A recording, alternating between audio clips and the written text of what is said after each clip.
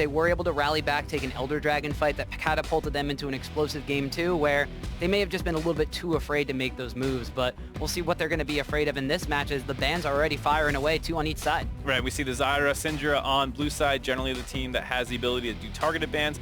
Red side stuck often with the LeBlanc, Rengar, Camille. We see 2 of them. Gonna see if that Camille comes in last. Well, I don't know. Delta Fox probably don't want to leave. They actually do wind up banning Riseway. They leave the Camille open, and now this puts Big Gods Jackals in that sticky situation. You have to remember, Echo Fox this past weekend, the LCS team, played that support Camille, so that being on the table is a little bit scary if they've been practicing with Delta Fox. Big God Jackals isn't going to give them the chance to do that. They take the Camille right away.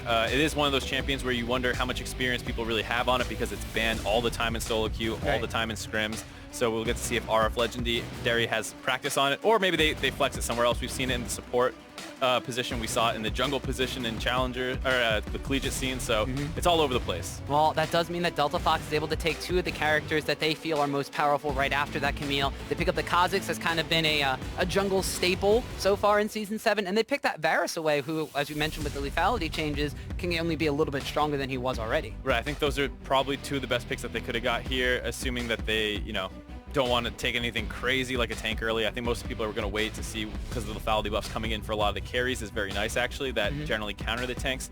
So on the other side we see Big God Jackals going with Jhin and Malzahar, a very, very strong bot lane. Malzahar with the Zyra ban being probably the strongest support left open and just brings so much to a team in terms of its pick potential and lane presence.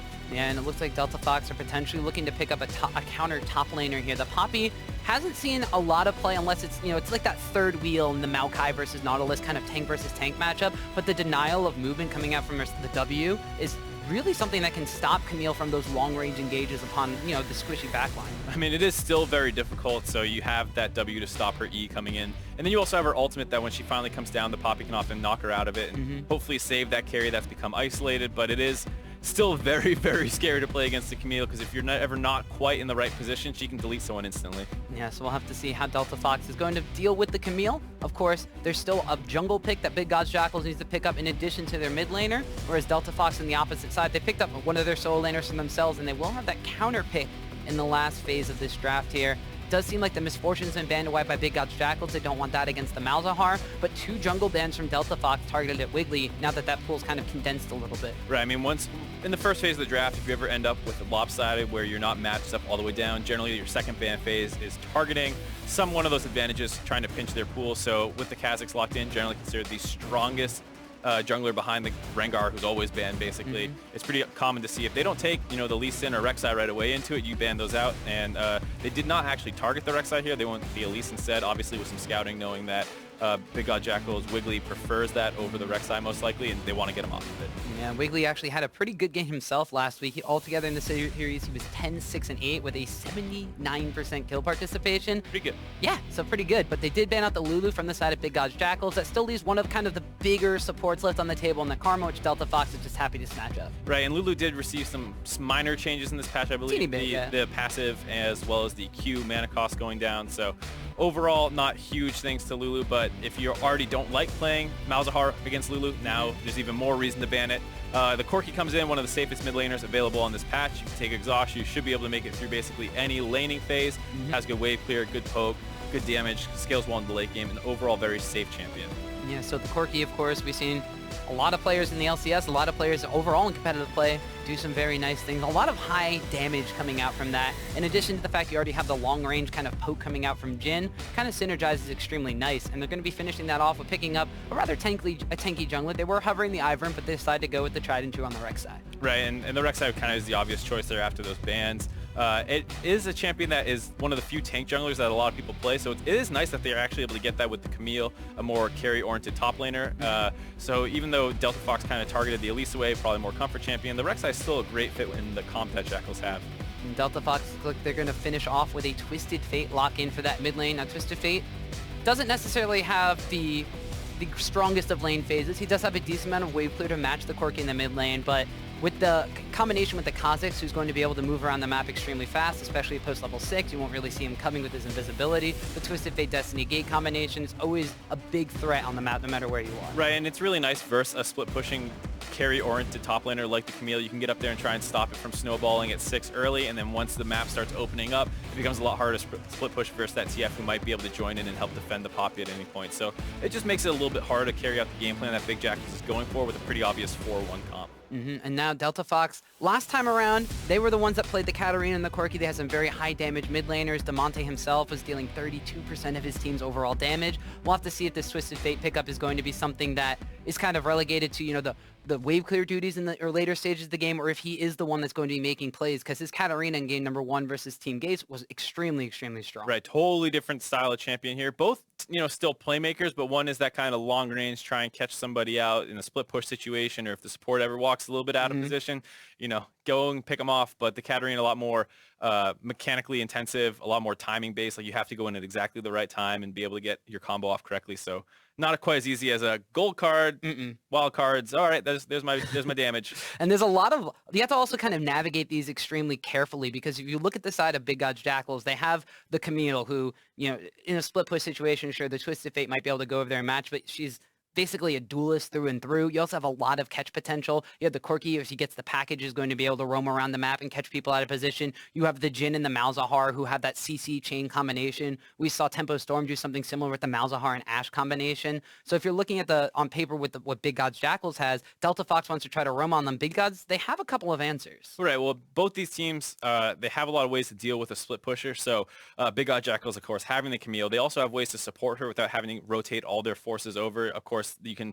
see that contribution come in from a Corki, just packaging in to help finish off a turret or something, as well as a Jhin if you ever need to snipe and finish up the follow-up kills. If you have pressure, you can just kind of dip into the jungle and start sniping from there. So they have a lot of ways to back the Camille up pretty indirectly, while on the flip side, we were talking about Delta Fox going to be trying to shut her down. And I also kind of want to keep my eyes peeled as far as the Corki on this team goes. Like we mentioned very briefly, okay, he has wave clear, but we have seen him be a very powerful pickup in the split push game as well, which is something that, I mean, last week when we were watching E United versus Tempo Storm, E United was very, very high on that 1-3-1 kind of split push energy. So you have the Jhin, who wave clear isn't the best, but when combined with the Malzahar, can kind of keep those waves pushed out.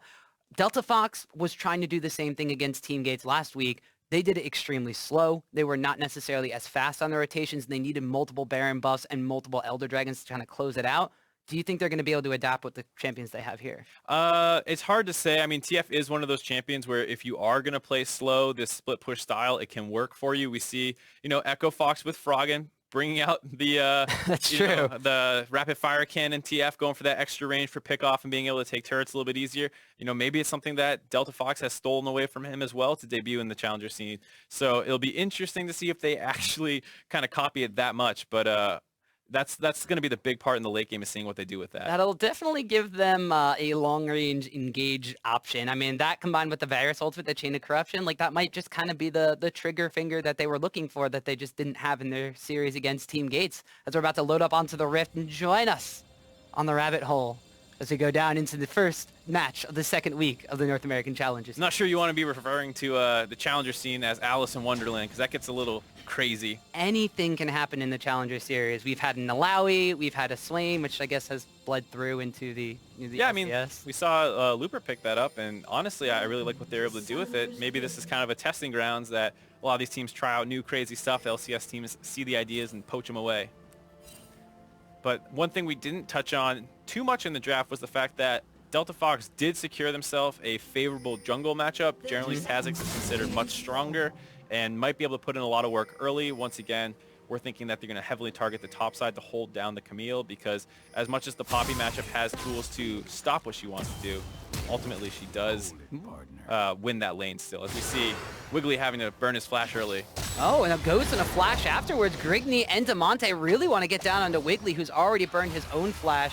He will wind up getting out of that one, but that's a lot of summoners burned early on. Right, that seems a little over-aggressive. You get the flash for free on the jungler, especially against a Rek'Sai who really needs that flash to get the surprise, explosive ganks off. It would have made a lot of sense to just take that and be happy with just getting that. The fact that they tried to get the kill as well, burning the Ghost on TF. And the flash on Kha'Zix is definitely a little overambitious. Yeah, the flash on Kha'Zix is really the key one now because you blew in a summoner advantage against your opposing jungler, and as you already mentioned, this is a slightly favorable matchup for Griggy's Kha'Zix, but now he doesn't have that flash himself, and Kha'Zix before level 6, I mean, yeah, he's going to be able to leap in, but he wants to really utilize that for some damage as opposed to more of a way to get in for some of the early lane ganks. So I guess we'll have to pay attention as to how both of these junglers kind of start on both of their paths. You see Grigny starting up on his own red side, whereas on the flip side, we do see Wiggly starting on his own blue side. So both junglers starting on the top lanes. Without their summoner spells, we might not see a lot of action out of them early. Right, pretty common stuff, but we do see the bot lane of Big has actually gone and tried to get a ward onto the blue buff of Delta Fox to try and get any... They took it. Yeah, oh, they actually took it. That's actually a fairly common cheese that we see with the Malzahar, the Voidlings being able to tank it and allow you to take that for pretty cheap, and they actually are able to get back into lane without losing too much. That's always the big concern when you go for a move like that, is the other team kind of cuts you off from the lane, but taking only a Karma Q, and that's basically it, is not bad at all. Yeah, and of course by Jhin killing that jungle buff will hit level 2 around the same time that Shinon's going to be hitting that on his Varus, and those Voidling tanks. It's one of those things that they talked about on the LCS. Freaking Irene had a small segment where they were discussing about the rise of popularity to support Malzahar. They mentioned that he can use it to tank jungle buffs, and I guess he could steal them away as well. Yeah, I mean, we saw it was actually Echo Fox who did that a couple times, I believe, as well. So you see the laps and strategies that they lend to each other. It's pretty interesting. Fox should have known. Yeah, right? Like, they should be aware that this is the kind of thing that people can do against them. I'm sure their sister team had done it to them a couple times. Well, even though they did not notice the invade going on, things haven't necessarily gone all too askew on that bottom side. Of course, you did mention the fact that taking the blue buff is riskier. It gets you pushed in. They have been able to kind of push back, and Delta Fox recognized with basically infinite mana and extra cooldowns, they have to be safe because that Jhin and Malzahar combination can put out a lot of damage, already chunking Karma down to half. Right, I mean, Malzahar is generally the better support in this matchup as it is. You give him a blue buff to help, you know, or early lane advantage with the Jhin having the blue buff, being able to just be able to spam out that W non-stop, not need to worry about mana, just keep trying to root them, get those favorable trades is a huge benefit. Fabi said he wanted to play against Challenger 80 carries. He didn't mention anything about taking their blue buffs from them and abusing them with it. But that will definitely be something we'll have to see how it kind of influences the jungle patterns, because we already mentioned the early level 1 trade, the flash on the junglers, and then the Kha'Zix, you know, spending that summoner spell when he didn't necessarily have to. Now he's lost his own buff. That means he loses out on a decent amount of experience. That first clear, those epic monsters are very, very crucial to the early experience. Right, well, and the blue buff itself, I mean, there's not a ton of mana-reliant junglers in the meta right now.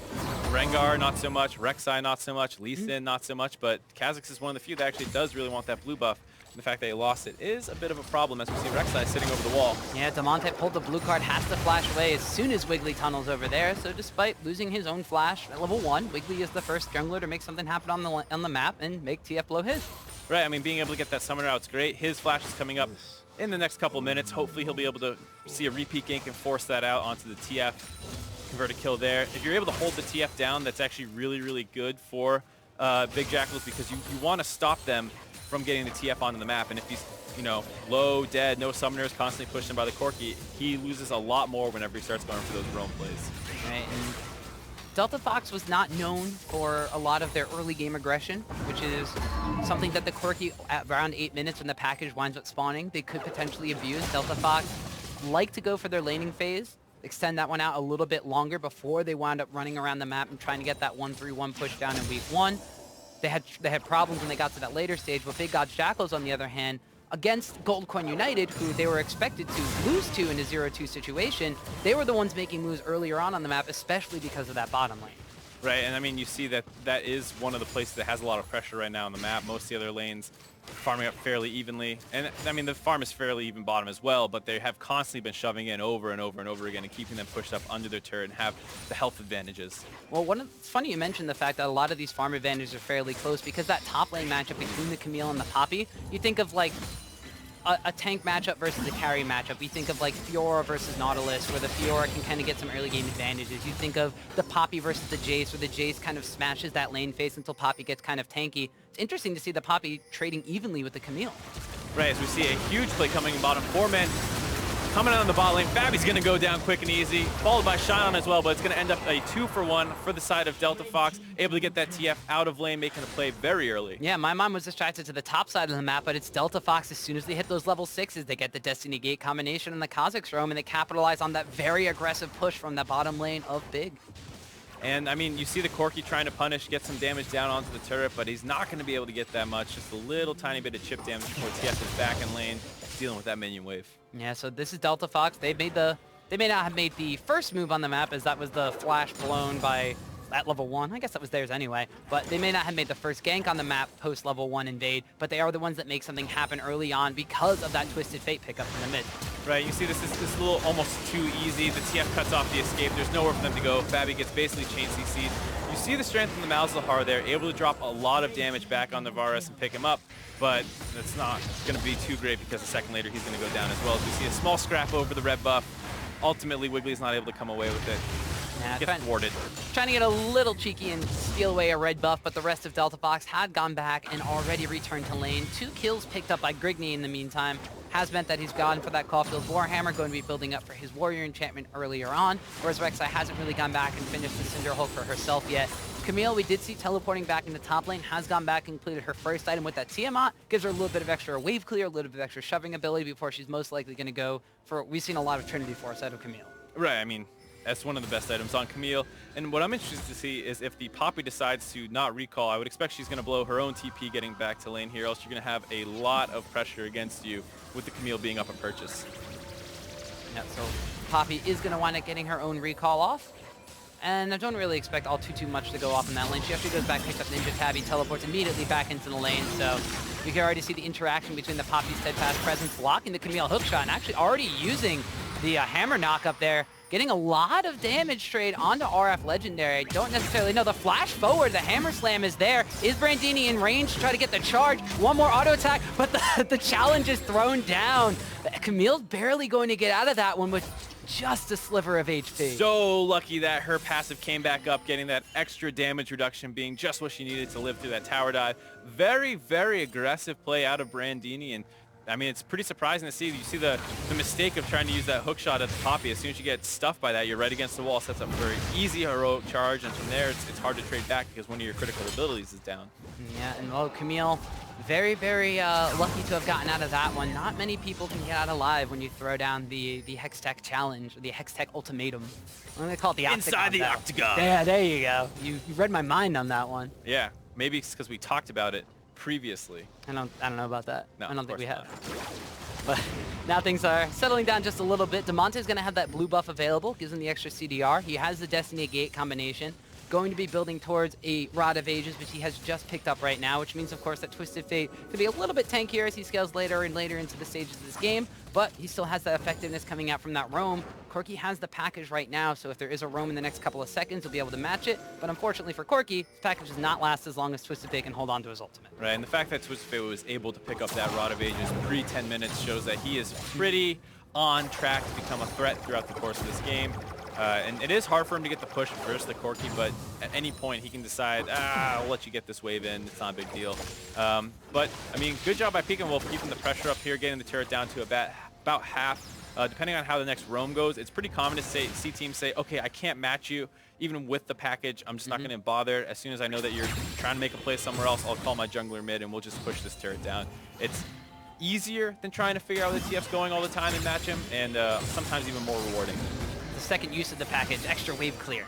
But we continue to see trades going down on the top side of the map. Grigney is going to make his own visit to this side. Winds up using the Scryer's Bloom just to kind of check out to see if anybody is here. And with no wards on this side, RF Legendary, there is no flash. There's the roam from Twisted Fate as well. Kha'Zix leaps in the hook shot backwards, but he runs right into Demonte, and that's a kill picked up for Brandini. We get to see the game plan that we were talking about with the TF trying to shut down the Camille. The fact that Brandini was basically already winning the lane anyways, showing that he was pretty comfortable in the matchup. It was not a mistake to leave that Camille up and ban the Rise. He was more than capable of handling this matchup, and he's going to be able to get the first turret with the help of Grigney. Yep, and even though you called exactly what was going to happen in the mid lane here for Big Gods, Pekin Wolf calls over Wiggly. They're trying to trade that tower, but it's already gone down for Delta Fox, so they get another kill. They get a bunch of assists on that roam, plus they get the first tower gold.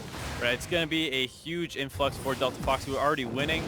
Big God's going to try and continue continue to extend their advantage, going for the Ocean Drake, while the rest of the members of Delta Fox are stuck on the top side of the map. But honestly, you're totally fine giving that up for the play that they just made.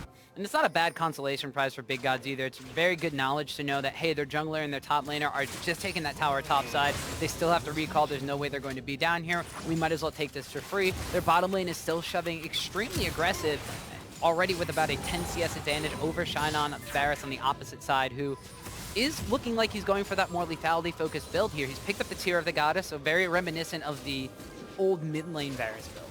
Right, and I mean, I'm interested to see just how strong it actually is now on the lethality buffs. I mean, there aren't that many tanky members of Big. Oh, as we see RF Legendary blast coning over. Surprise, there's a Poppy there. Just wants Both to of them look at each other and be like, never mind, I don't want this. We don't want this. We know what happened last time RF Legendary tried to jump into a Poppy. He got denied and almost taken down, and then eventually roamed upon. Guess he learned his lesson. Yeah, we'll have to see. But going back to that scaling thing that you mentioned about the Varus with the tier build, we have the Twisted Fate who, by getting that extremely early Rod of Ages, is already begin stacking that up to kind of compensate for the fact that they also have this 80 carry that's going to want to stack his tier into the later stages of the game, which does kind of delay his power spike ever so slightly compared to just straight out buying an Essence Reaver. Right, and you know what I was saying as well is that Big doesn't have that many tanky frontliners. You basically just have the Rek'Sai, and it's going to be very easy for him to snipe through that and hit somebody else. As we see Wiggly trying to go aggressive onto the bot lane here. He does blow a flash out of Baby, but the curtain call is out. 2 shots wind up hitting. The 3rd crit does land, but nobody's going to wind up going down to that. Just Big Gods trying to get a little bit aggressive and putting some pressure on the opponent's side of the map. Right. Overall, pretty good contest to go for. Trying to scare them. They do have pressure, like we said, always in the bot lane, so it generally makes it safer to invade that side. You'll have priority in terms of getting your bot lane into that jungle to support you. They're able to get the flash out of the Karma, and that's about it. Good credit to Big Gods, though, trying to get something to happen, and they're doing it on the side of the map where they did it against Goldcoin United. Fabi, when he was playing Lucian, was like 5-1 coming out of the lane phase. The match before that, I believe he played Varus and had a very large CS advantage over Rikara coming out of that lane phase as well. So they know where their strong side of the map is, but on the side of Delta Fox, the way they're playing it a little bit more methodical, until, I guess you step out like that, Baby, knowing they have no flash on him, is going to get caught up by another grasp. The Malefic Vision's taking down. He's barely going to get out of that one. Teleport was burned by Brandini, as well as the Destiny Gate combination, though. So Big Gods have shut down 2 of those globals coming out from Delta Fox. RF Legendary looks like he canceled his, so you know, a little bit of an advantage there. So he's also able to continue pushing up the top side. No longer need to worry about a Poppy helping out as Fabi continues to shove in this bot lane turret. It's getting very low, and with the Karma forced to recall, they might not be able to hold on to this on the side of Delta Fox, but looks like ultimately Fabi's playing it a little safer, knowing that the Kha'Zix is hovering around the area.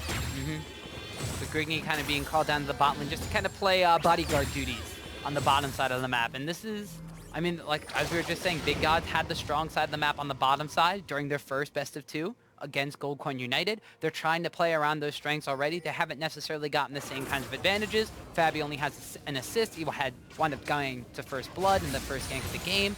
So they don't have the same exact advantage, but they know where their strengths lie. They know where the power lies, being able to lock people up with that double CC combination. And now it's really on Delta Fox. Do they focus that Camille? They've lost that mid lane tower, so there's a little bit of more open map for Big Gods.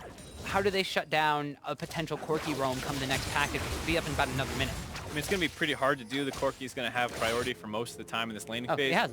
Yeah, he's got the package right now, and they have a ton of control along the bot river, and the fact that they usually have control of the bot side means that they're going to set up a dive here any minute now, or maybe look for someone in their jungle. We see Grigny getting chunked out pretty heavily by Peek and Wolf as he continues to just be annoying. Clear the wave, dip into the jungle, clear the wave, come back out. Just doing that over and over again makes it really hard to play around bot side as well, because you don't know if he's actually roaming or not with the amount of pink wards that they have down the river. Right, so well, that was not the most impressive usage of the package to get some damage, poke, and run away. It did look like it expired on the side of Peek and Woof. But now with blue buff onto Demonte, Destiny Gate combination is going to be up in just a little while. Now then the roam advantage will be back in favor of Delta Fox. And it's very interesting to kind of see how this is played out with the fact that both of these mid laners that are extremely mobile, both of these teams really want to make things happen in the earlier stages of the game. They've taken down towers in opposite lanes, one in the middle, one in the top lane, but they're still kind of continuing to prolong this lane phase because it plays to both of their team composition strengths. Right, and we see like Big making a move, go onto that bot side with the control that they have, gonna jump onto Shinon. He's gonna go down. looks like that's going to be it for them. Baby actually is going to drop as well as Wolf is going off on the Corki. Well, you mentioned having those deep wards into the bottom side jungle, wanting to play around the strong side of the map. They played into the fact that Delta Fox did not want to give up another tower on the map, and they catch them trying to defend it on that bottom side. With 3 members strong from the both sides of the team on the bottom, though, looks like Brandini's just going to, well, he doesn't want to deal with RF anymore. I think he charged that ult a second too long. I think he was actually looking for the straight knock-up. Gets the knockback instead, bumping RF Legendary back to safety. As Delta Fox tries to get the counter push on mid lane, but they might have overextended, getting collapsed on by the rest of BIG. Well, there is another flash out of RF Legendary. Wolf is going to Valkyrie forward, but the rest of Big Gods are here. They've rotated back from that bottom lane. Delta Fox tried to call their bluff in the middle by putting some pressure on there. Big Gods didn't stay around. They just came to defend, and now they're trying to push Delta Fox back. Oh, but Brandini doesn't want to be pushed back. He wants to go forward. The passive there from Malzahar will get popped as a flash comes out of Damonte after stunning up the Malzahar as Kha'Zix picks that kill. Now the fight is breaking out with RF Legendary in the front, but Wiggly winds up getting an Umburo in the middle of the fight here from Delta Fox. Now we see Fabi rotating down from top lane. He will get a shutdown onto Kha'Zix. Damonte will be the next one to fall as Rek'Sai sinks her teeth into her. On the backside of the fight, Wolf has stayed alive and taken down Poppy. Nobody besides the Malzahar falls, and Delta Fox lose 3. RF Legendary getting alive, staying alive with the skin of his teeth. He got some help by Wolf to take down the Poppy. As we see, this fight's not quite over yet. No, Baby's a little bit far forward. Doesn't really have a lot of teammates around. Corki fires a big one. Another rocket comes out, and a flash on Burrow there from Wiggly. They're going to knock up Baby. They're trying to give it to Damonte, but Wiggly's going to take it with the Cinderhold burn. Too skilled. That's just that high level, high skill cap gameplay you see out of the Rek'Sai. Run at them. Great stuff. But overall, a really surprising team fight that went in Big Jackal's favor. It's not done yet. Shinon trades his life for that bottom lane tower. He knew he was getting chased in the blue side jungle. He tried to recall, but Malzahar said nope. Man, Delta Fox is just kind of losing their minds one at a time, stepping up to places that they shouldn't be at. And overall, that fight was very surprising the way that it started. And we see Big's also going to be able to get their second dragon off of that as well. Yeah, so this fight entirely, it was started by Delta Fox, and it looked like it was going to be good. Poppy charged in, broke the passive from Malzahar, but then the fight winds up getting split up by the Camille in the front line, the Rek'Sai on the backside, and there is no AD carry available for Delta Fox in this fight because they had just been picked off on the bottom side of the map. Right, and the fact that Fabi was able to get in there and help, contribute his damage was probably the key part that allowed them to win that fight. As we see Delta Fox trying to take a Rift Tail right now. Haven't seen too many of those in competitive play recently. Now, the Rift Tail has been largely ignored in the competitive scene, although Delta Fox, they've lost 2 dragons, both of them Ocean, which will give Big Gods some of that stacking regeneration ability. Looks like they are going to wind up giving the Glimpse of the Void buff over to Brandini. That Poppy had an early game advantage against the Camille. Now she's finished her Trinity Force. The Glimpse of the Void will kind of help equalize things if they want to send her in that split push. Yeah, well, I mean, the Poppy was already doing pretty well in the split push as it was, almost solo killing RF Legendary a handful of times. It's almost like Poppy is a stupid champion. Tell me more, Tom. I think a lot of people hold that opinion as well. Nah, nobody holds that opinion more than I do. I just really dislike that champion. Well, we see Delta Fox trying to get cute here and abuse the vision that Rek'Sai has. Ultimately, one person didn't get the memo, felt like moving, and the Tremor Sense spots it out. Yeah, they said move, but didn't say Simon says move. And we don't.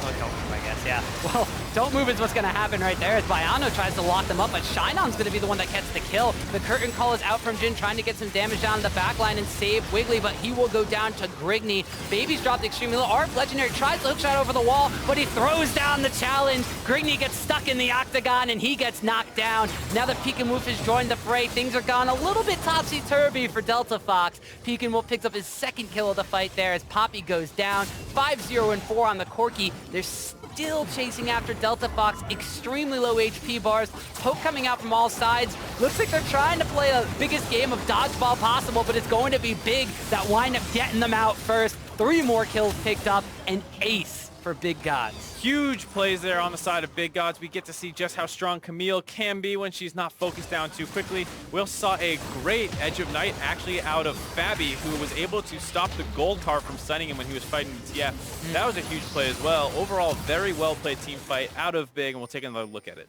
And it starts off where this is kind of the freeze, don't move thing, and Grigny looks like he gets caught out of position. But once again, the Twisted Fate ultimate from Delta Fox to initiate, things look like they're going their way.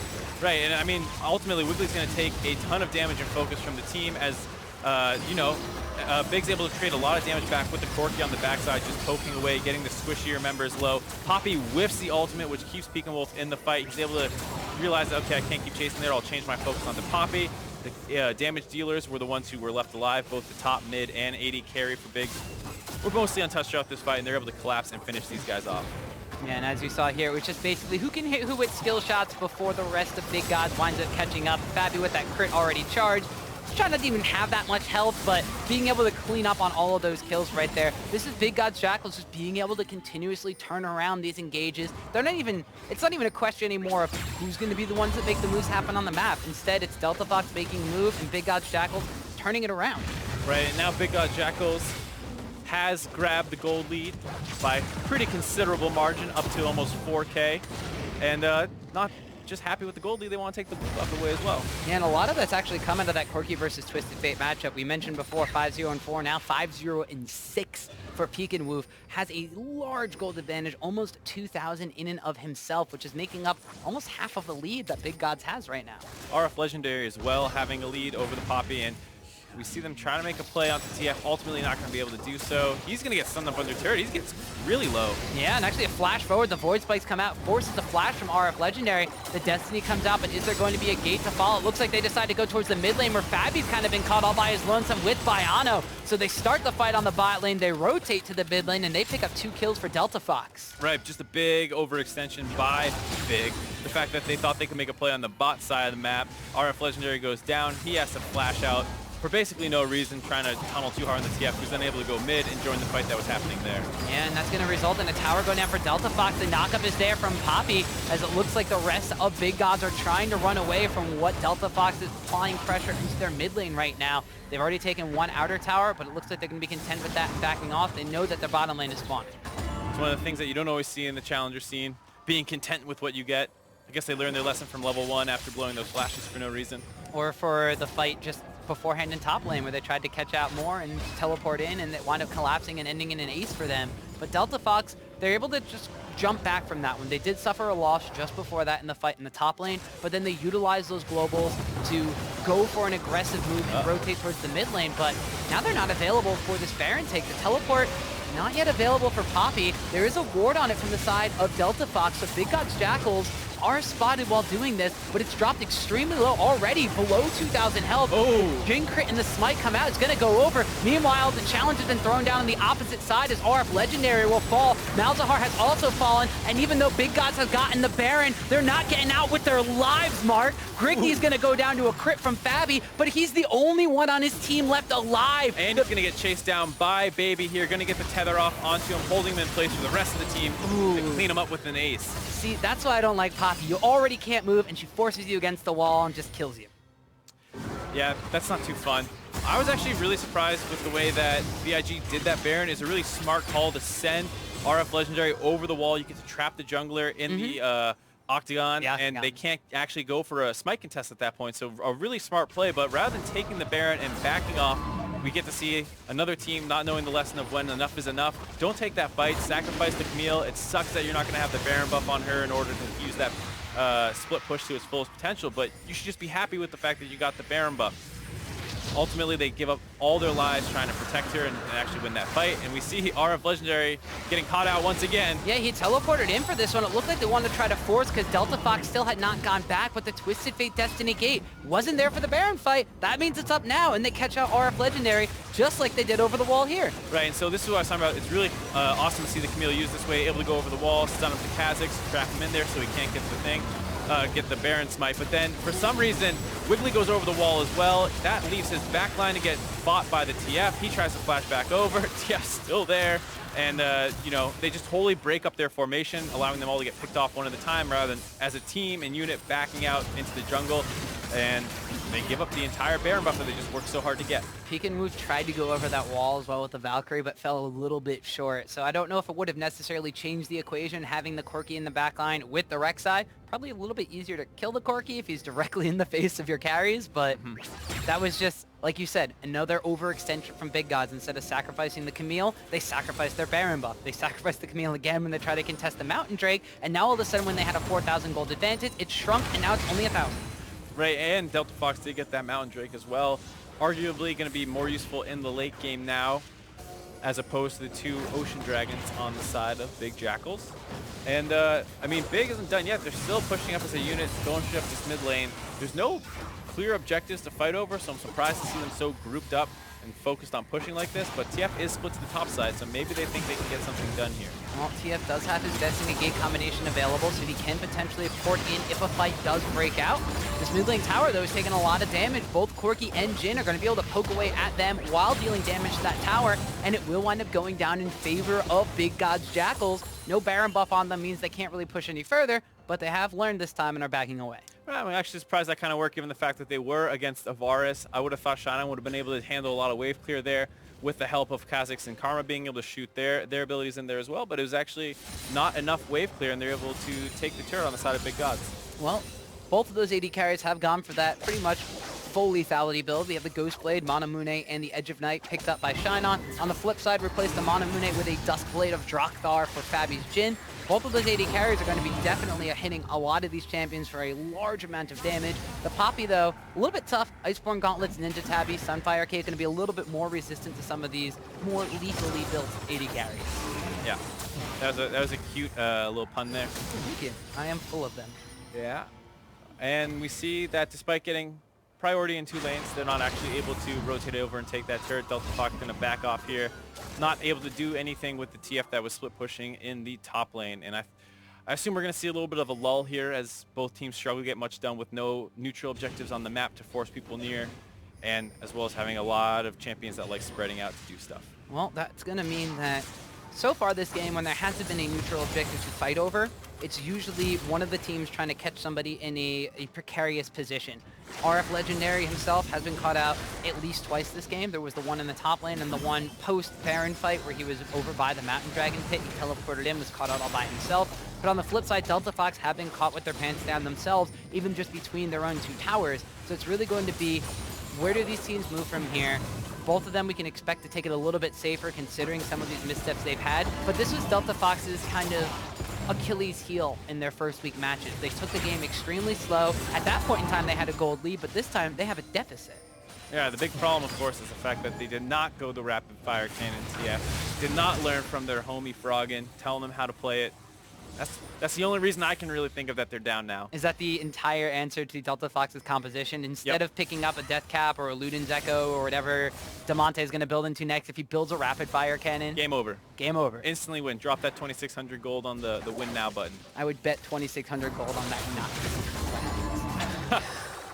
Yeah, you're probably right, Tom, as we see Big God Jackals shoving up mid and bot lane, trying to get over down to that bot side to get it down before TF's able to clear the wave, but just too much on the side of Delta Fox. Delta Fox now with, like you mentioned, the wave clear from Varus and Twisted Fate, they have that split pushing Poppy. Glimpse of the Void is still available on her for just a little while, but the response from the side of Big Gods is to continue to poke and wear down those towers. It worked in the mid lane. They were able to get that tier 2. They're sticking around and trying to make it happen here on this bottom side tower as well. Poppy's teleport is available, and she's a much tankier, much slower pushing threat, but that means that the Twisted Fate is now here to aid in the wave clear, and it looks like the trade so far is successful for Delta Fox. I mean, that's just a big mistake on the side of the Jackals. The fact that you can match the Camille at any point there. They seem like they're a little too afraid of the TF being able to engage onto them. As we see, Fabi opening up onto the side of Delta Fox, trying to push him off this turret. They're staying strong, though. He just winds up using the Curtain Call to try to zone them away. Gets a little bit of damage, but they're not going to be able to wind up picking up a kill. We did, in the meantime, notice on the mini-map, Brandini hid in that brush in the top lane, wound up recalling, so RF Legendary pinging out that Poppy was no longer there. They were hesitant of that teleport play. Poppy didn't even wind up having to use it, just recalled. Right, and like I was saying, I'm surprised that, you know, Poppy was even able to split push down a turret. It's usually not the case that that happens, and basically due to the fact that I think Big God Jackals were playing too afraid of the TF, the fact that they didn't want to put the Camille over there earlier to deal with that Poppy, the fact that they wanted to group up mid and try and force something down, despite the fact that Camille should be wanting to split push a lot more. And even though she's a little bit behind, not where she wants to be yet in the game, ultimately that would have been a much better play than just sacrificing a top inner turret. Well, the Poppy's been getting the better of the Camille for most of this matchup, or Brandini getting better of RF Legendary in this specific matchup. For a large majority of the game, when you factor the Rift Herald into it, that's the key factor. That's why they were afraid. It's because of the Rift Herald buff. I think they're more scared of the TF. I don't know. You get your rapid fire cannon, I get my Rift Herald buff. All right, we'll both be idiots for a moment. All right, well, Baron buff is on the map, so we have seen that be kind of the make or break scenario for a lot of these games in Challenger week number 1. Specifically in Delta Fox's series, there were 4 Barons that they wound up taking. I think only one of them went over to Team Gates, and Team Gates wasn't even able to win that game off of the back of that. But the Baron buff is really the kind of thing that Delta Fox has shown. That is their go-to, how do we end the game kind of condition. Whereas on the side of Big Gods, they picked up their 3rd dragon here, the 4th of the game. Next one's going to wind up being an Elder Dragon. That could potentially be something they want if they're the ones turning these fights around. Yeah, Delta Fox definitely showing that controlling dragons is not something that they like to do to win the game. They had everyone alive. They knew the timer on the dragon. For some reason, they were all in base recalling as it came up, allowing Big God Jackals to take it for free. A huge misstep, given that it is, in fact, an Infernal Drake, something they would love to have. Well, Big Gods were pushing up on the bottom side before. We saw when Fabi's using the curtain call. They have a lot of wards down there. And I guess it was just Delta Fox prioritizing warding around the Baron pit rather than that Dragon pit. They sacrifice an Infernal Drake as well. It's going to only be bolstering the combat stats coming out from Big Gods Jackals. And although Delta Fox took 9 of the Dragons in their first series against Team Gates, they've only got 1 today. Definitely struggling with that element. And we see that despite their decision to go up and group around the Baron buff, they actually lost complete vision control on it. It's only Big God Jackals with wards in that area. Basically, there's one kind of in the blue pit of Big God Jackals. Maybe a good TP flank for the Poppy if ultimately they need to contest that Baron buff, but right now they're just not sure where they are, and they're actually just in base resetting. Everybody kind of seems to be content taking this slow and steady and waiting until they have as many advantages as possible on their side. Big Gods Jackals, they pick up the package for Corki. On the side of Delta Fox, they finished the Lord Dominic's Regards on Shinon's Varus. Still hasn't transformed the Manamune into the Muramana quite yet, so he doesn't necessarily have that sort of last item power spike you'd kind of expect him to have now. We're already at the 33-minute mark. Although, it looks like that they're not going to wait for Shinon to try to make something happen here. ARP Legendary going to try to hookshot away, but the flash forwards in the Monte. Gold card's going to lock him up. The Octagon gets thrown down, but I don't think I've seen this in UFC. There's no 2v1s allowed. Yeah, it's more WWE than anything, but on the flip side, Big God Jackals are trying to split push down the top side turret and force all of Delta Fox back into their base to try and hold their top inhib turret. Well, if they traded that top tower, they are going to get the top inhib tower before anybody from Delta Fox responds, and instead of opting for the base race scenario, they let that mid lane tower stay alive. Actually, the minions will be ones taking it down. So they trade 2 towers for the price of RF Legendary and 1 in the mid lane. Right, but no one was around to grab that local gold, so ultimately a not too bad of a situation for Big God Jackals, able to just sacrifice RF Legendary. He's been struggling a little bit this game. But not too bad overall, as we see them continue to pressure around this Baron buff as well. Well, now that they know they have a 4v5 situation, RF will be available in just 10 seconds, and he does have his teleport available. Delta Fox are going to be spending up the Baron buff, but Shinon takes a large chunk of damage. The curtain call is there. They have to pull out of this Baron pit. They are going to wind up turning and fight. Wiggly's going to be the one that gets locked up, but Bayano's going to wind up utilizing his Nether Grasp, but it immediately gets QSS'd off. Shinon's going to wind up taking down the Malzahar after that ultimate was used, and they're going to send Big Gods Jackals packing. Looks like they're trying to chase after Grigny. Damonte comes in. He wants to try to get the gold card down. The Pekin Wolf does pop the Zanya's Hourglass. The Deadly Flourish will not take him down, but Corki will with the Gatling gun. Fabi's going to shut down Shinon, but now before he dies as well, Brandini snags that kill, and after all of that, it's a 2-for-2 trade after the Baron pit, but the Hextech ultimatum is back up. There we see the Poppy synergy utilizing her Poppy Copter to just knock Camille away, saves Grigny from the fight. Pekin Wolf is still in the back, but he's kind of a lone wolf at this one. He is going to wind up forcing back all of Delta Fox, and after all of that, there's no Baron and an even trade of kills. Right, I mean, that was such a crazy team fight on the side of Big God Jackals. The way Bayano just walked up and tried to get an ult onto Shinon, I believe, realizing that he was not going to be able to get in range, and just turned and tried to ult the tank of Delta Fox, and ultimately that's a huge misstep because he's just sitting there taking Baron damage as well. As you see, Shinon, like I was saying, gets very, very low, and then Bayano seems to tunnel on that fact, just walks right past everything happening, trying to get close to him, and then once he realizes he won't be able to, turns on to Brandini, and he just goes down instantly. And then from there, it looks like Big God Jackals are in a tight spot. TF has his ult up. They need to be very, very careful. But Grigny's on the wrong side of the fight. The TF ports in right next to Pekin Wolf, who has a QSS. He's able to drop a ton of damage before needing to do that.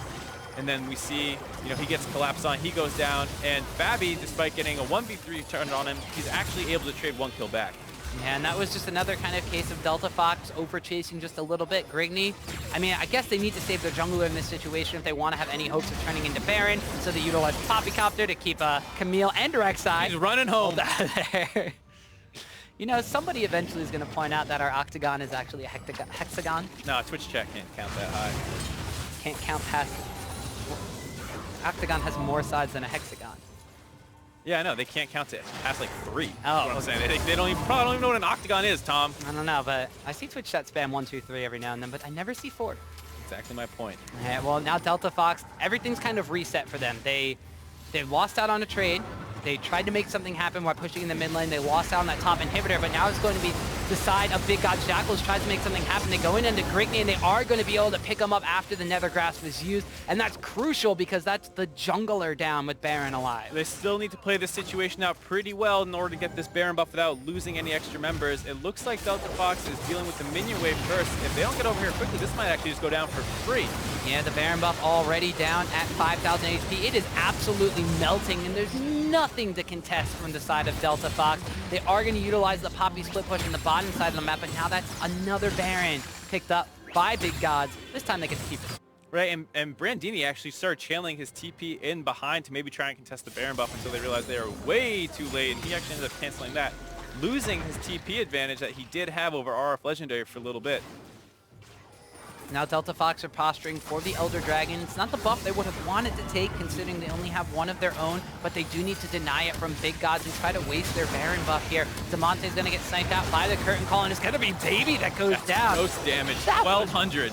One heck of a crit coming out from Fabi, and that means that there's going to be another member down from the side of Delta Fox. This Elder Dragon is going to be going down nearly as quick as Baron did. Grigney's going up to clear at the top side. No contest once again from Delta Fox. Double late game neutral objectives onto the side of Big God Jackals. They're going to go up to the mid lane, hope to start taking down some of these inhibitors, which they're going to need to do pretty quickly. The mid lane has been cleared out. There's an exposed inhibitor in the top lane, so it looks like that's going to be where Big Gods Jackals points their sights on first. Grigney's going to wind up having to use his Void Assault Invisibility just to try to get out, but the Octagon gets thrown down by RF Legendary. Chains of Corruption come out. There's no Poppy in the fight yet, as she does wind up slamming RF Legendary into the wall, and Shidon's able to pick that kill up, so RF Legendary maybe a little bit too far forward. Will trade his life for an inhibitor, though, as the rest of Big Gods Jackals backs away. Big God Jackals, RF Legendary, going for that multi-game conditioning, trying to show the enemy teams that Camille is not that broken in my hands. You can leave it up. Don't worry. It's all the long con, though, as he's actually probably a Camille god. But this game not trying to show it off, as we see him make a good attempt onto Grigney here. Misses the E. That's fine before he overextends, jumping into the rest of the team, trying really hard to get that kill. Well, I mean, he met with a lot of crowd control here. There was a TF card, there was a Varish Chains of Corruption, there was a Poppy stun. This is the chain CC that you have nightmares about if you're a player of League of Legends. Although Big Gods Jackals are able to take down an inhibitor in the top lane, so they lost their top laner. They opened up their top lane to super minions, and with the quirky package available and Baron buff still on them, they can bounce between these other two lanes and just wait for the supers. Right, I mean, the fact that they still have this Baron buff for at least another 2-3 waves, they have a lot of pressure on mid. RF Legendary is going to respawn. His TP is available. He's coming in as they burn down this mid inhibitor turret. Yep, that means the minion will tank up that tower. The inhibitor is going to fall shortly after that. And Big Gods Jackals, now that's 2 inhibitors down. That means there's only 1 left on the map for Delta Fox. They still have that Elder Dragon burn on them with 3 Elemental Drakes strong. That's going to be providing a lot of extra DPS that Delta Fox just can't fight into. Baron buff super minions were pushing in as well. Now things are looking really grim for Delta Fox. Right, I mean, they basically have to make a stand at this last bot lane inhibitor. And we see that Big God Jackals are going down there to get the wave going in their advantage. We're going to see one last stand, hopefully, out of Delta Fox on this inhibitor turret. And to be honest, I haven't seen a ton of clean fighting out of Big God Jackals, so I think they have a decent chance of holding on, assuming that they don't lose that last inhibitor as they try and deal with these super creeps coming in the other lanes. I want to keep our eyes peeled. They have lost both of their late game buffs. Tower on the outer side of the map is not going to need to be defended by Delta Fox. They have to give that one up. They really can't fight for that. The last couple of Baron buff minions will fade from the side of Big Gods Jackals. And like you said, Mark, these fights haven't exactly been the cleanest. It is 18 kills to 18 kills. We're cresting the 40-minute mark, so this is prime Delta Fox territory, as both of their games went extremely long last week. But now it's on Big Gods Jackals to be able to pull the trigger and close the curtain on game number 1. You got to deal with a lot of poke, though. That Corki is hurting. Corki's there, Jin's there. Rek'Sai even has a little bit of poke, not going to do the most damage in the world, but it's still super annoying. And if you get chunked out from a lot of that poke coming out, that's somebody that has to go back to heal, in addition to someone that's going to have to eventually go back and deal with 2 waves of super minions pushing in for the side of Big Gods Jackals. Delta Fox, they're trying to defend at their own tower. Jin is going to open up with a curtain call. Edge of Night was not available, so he does get one and getting knocked out here. Twisted Fate's going to pour in. They've caught Wiggly against the wall, and Grigny's going to pick up that kill. We do have the Deadly Flourish coming out from Fabi, but it looks like it's a retreat from the side of Big Gods Jackals. Delta Fox, they want to chase this. Poppy flashes forward. Brandini's going to get locked up and taken down low. The ultimatum is out, and Grigny's in the center of it all, but Shinon's going to shut down Camille. Jin has picked up a kill onto Kazik, and the front line has fallen for Delta Fox. Corki tries to go forward there, but he is going to get taken out by Twisted Fate, but Delta Fox has to go back because there's super minions taking down their Nexus tower. Oh man, Big God Jackals almost was able to just survive that fight a little bit more. They probably could have let the Winions take over the game. The fact that Pekin Wolf went down was slightly over-aggressive, trying to work in autos versus the TF. From that position, all he needs to do is sit back there and poke and stop them from being able to get back to the fountain for free. Ultimately, a small overstep as he's going to go down to TF. And that's how that fight started, with the Poppy just ejecting Fabi from the fray. 7-4 and 7 on Fabi. He's a large part of damage in this kind of dual marksman composition. And after they've locked down the front line from Big Gods, there's no real dedicated tank left for this. So Delta Fox thinks they can just charge in and take this fight. Right, but they keep hitting frontline carries. We see Pekin Wolf is going to be able to drop a ton of damage over the course of this fight, along with Fabi. So even though it is good for Delta Fox, the fact that they were able to kill a couple members, they did not get the key members. And this is that Valkyrie I was talking about that was just a small overstep. He still has his ultimate available. He can keep trying to poke these low members of Delta Fox. Maybe you get a kill. Maybe you just make it more difficult to get back and defend the inhibitors or the Nexus turrets that were going down. But you get that little bloodlust in your eyes. You feel like you have to take that W in. It's off cooldown. You got to use your abilities. That's what happened to Demonte last time. He got blown up by Pekin Wolf. So Pekin Wolf is like, you know what? I'm going to do this for you this time around. Didn't even have a rapid fire cannon to deal that much damage. Unfortunately not. But with that, Delta Fox does manage to hold on to their base. I was saying that they needed to hold on to that last inhibitor turret if they wanted to have any chance in this game. They managed to. Now they're going to be able to deal with the super creep waves until their inhibitors respawn. And then from there, the biggest concern is the Baron buff that is coming up in the next 30 seconds. Well, their top lane inhibitor has respawned, but with the Baron buff up in 30 seconds, mid lane inhibitor will not yet be available for the side of Delta Fox. They will have to try to push out this mid lane against Big Gods Jackals to even try to contest that Baron buff. But if they wind up catching somebody out of position, that Baron buff could be all theirs. RF Legendary once again being caught out here by the Twisted Fate Destiny Gate combination. And although it takes them a while to take him down, RF Legendary will fall again. Look at all that beautiful vision of the top side of the map by Big Gods. It's all going to go to waste.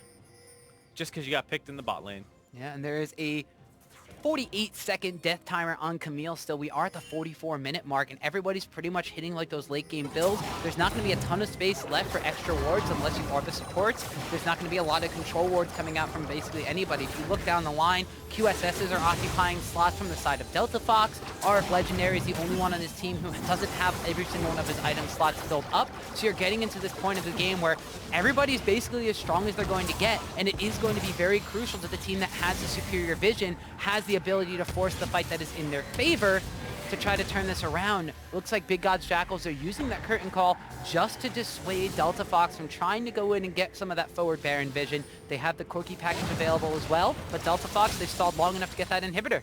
Right, I mean, that's the thing, though, is the fact that despite they got the pick onto RF Legendary, they were very slow about moving into the Baron pit to start getting vision back. They actually didn't grab any with that 4v5 advantage that they had, which they really need to do because it's just going to get harder and harder with the TF ult. It's back available now, so they can use that to face check, but if Big decides to play this fight very slow, you just go into the Baron pit, bait the vision, get a TP flank off maybe with Camille, it starts getting very, very difficult to contest the Baron buff.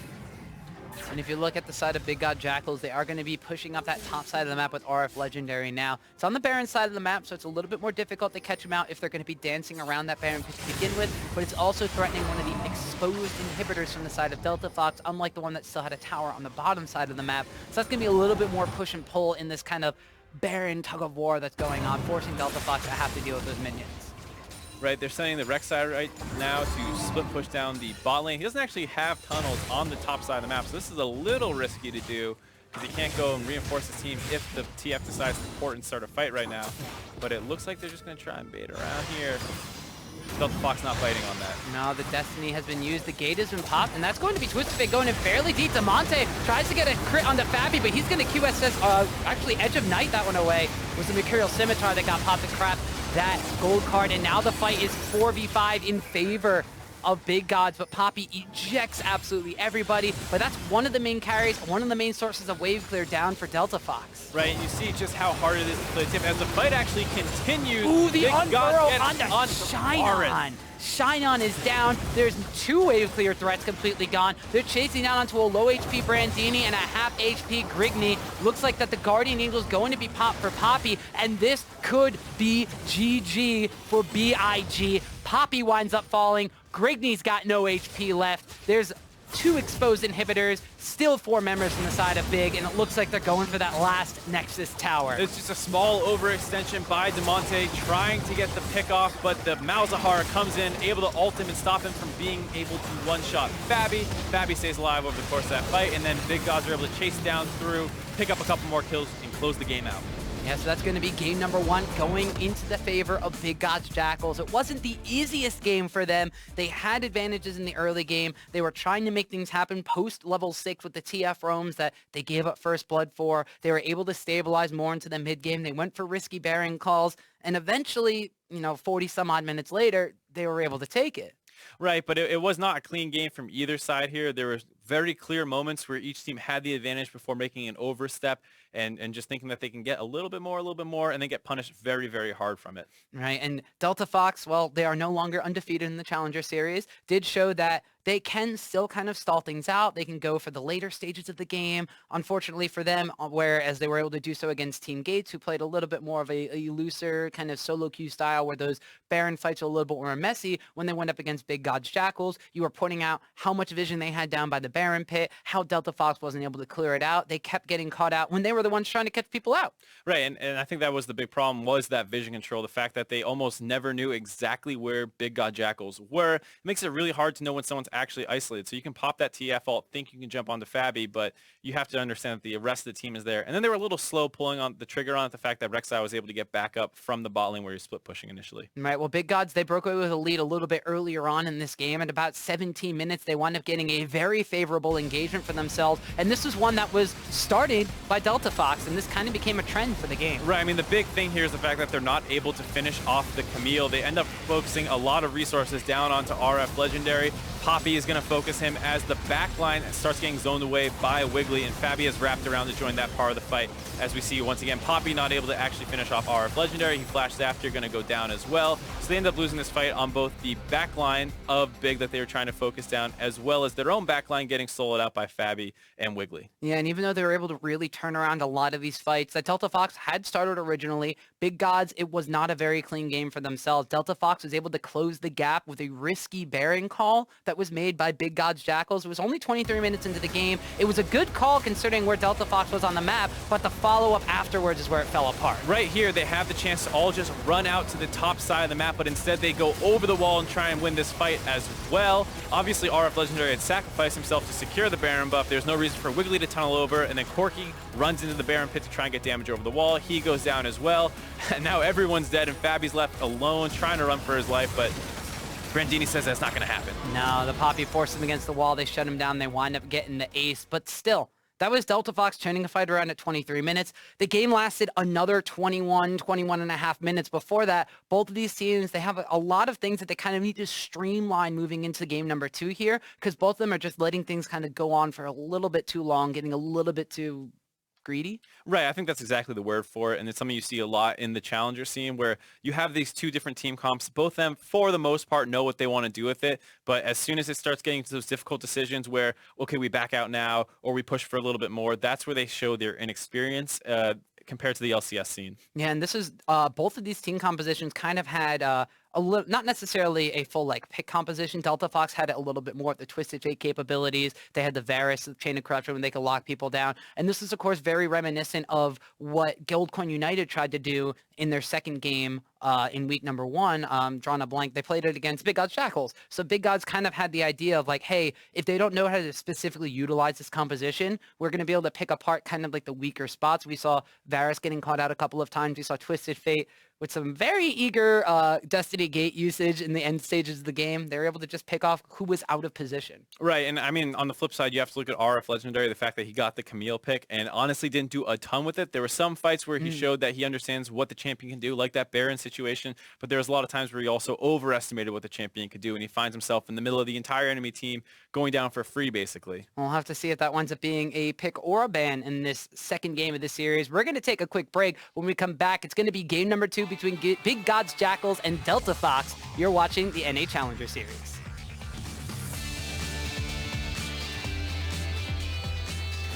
Coming out on the bot lane, Fabi's going to go down quick and easy, followed by Shinon as well, but it's going to end up a 2-for-1 for the side of Delta Fox. Making a move, going onto that bot side with the control that they have, going to jump onto Shinon. He's going to go down.